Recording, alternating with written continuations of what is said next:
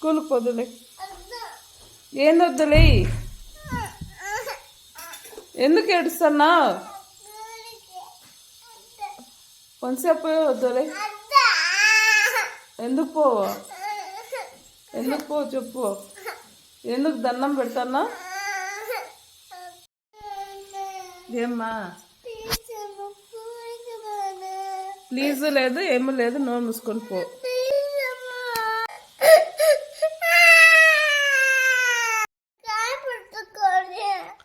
నువ్వా నాకు కాలు పట్టుకోవద్దు, ఏడ్చకూడదు. మళ్ళీ ఆకి ఆకి పాప అంట. కొంచెం సేపు గమ్మున అయిపోవాలి. కొంచెంసేపు వస్తే